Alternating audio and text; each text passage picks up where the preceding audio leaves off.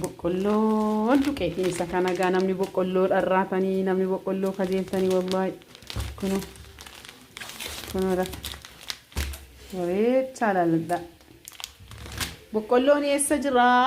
warri jettan wallahi kunuuti na boqqolloon yookiin boqqolloo isa kana raakuusaa jechuudha kanaafuu bareechaatiin ilaalaa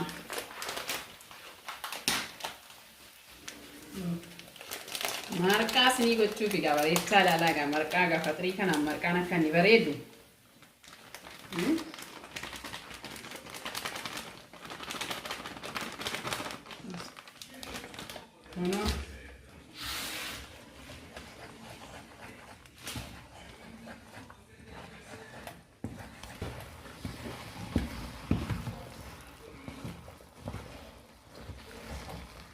bareechaa ilaalaa marqaa namni marqaa boqqolloo eessa jira jettan suuqii keessa jira laa suuqii jara harabootaa keessa jechuudha warreen naannoo arabaa jettan egaa giligiliidha jechuudha yaa ijoollee dhiiraa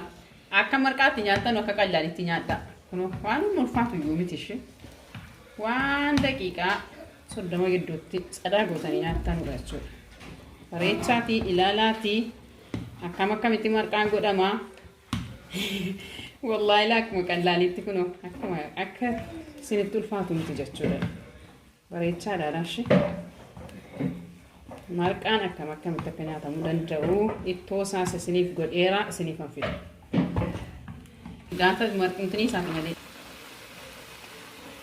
kunuunaa bishaan akkasitti jala naqxanii daqiiqaa muraasa eeggattu marqaan immoo yoo danatte nyaatamtee dhumtu badduudha kanaan naan xiqqeessitanii xirmixxini bicuusi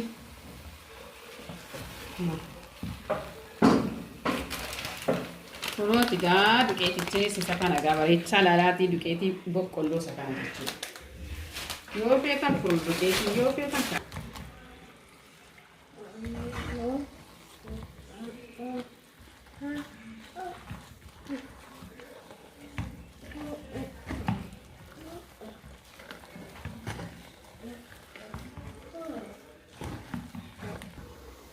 bishaan dhowwaan gisee jala namni bareedaaf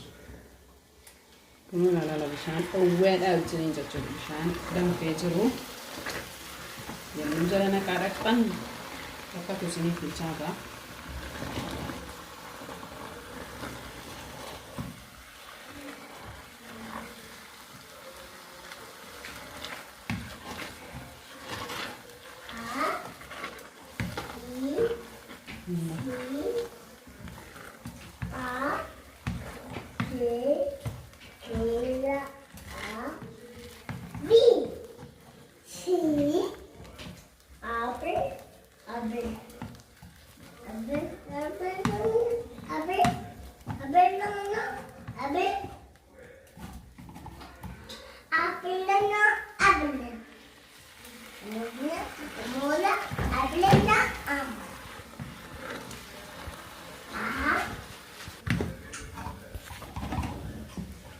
la kasih bareedu wallahi hetter mitten kan jette jechuudha marqaan kunooti ila ittoo saandi jedhamu immoo kana jechuudha ittoo sa'a kan jedhamu isa kana firfirri kan jedheedha ittoon sa'a jechuun normaalli isaa kan godhamu ilaalala zabaadii kunoo saanii kanaati kunoo saanii zabaadicha hin jira as ilaala kunooti zabaadiin ni godhama kun immoo kun qullubbii qaaraa shunkurtii isa jedhamu jechuudha jinjibila dimbilaala waan akkasiiti jechuudha isa kanaan tokkicha daaktanii firiijii keessanii yoo jettan bareechuuf hin fayyadu ilaalaa jechuudha dhadhaa itti kan godhamu kophaa isaanii baay'ee mi'aa isinitti godha kanaafuu ilaalaa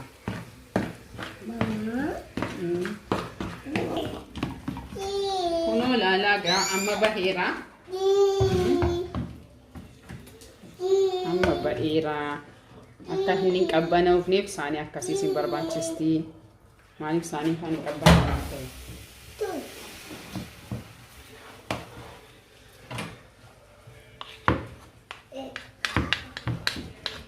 La. Kasi sin jedha wallahi.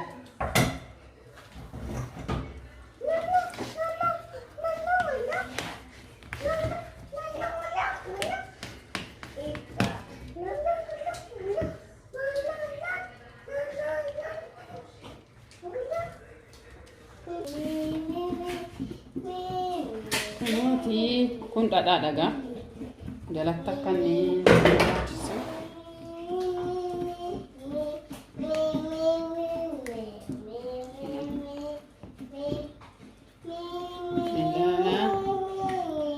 Gurriin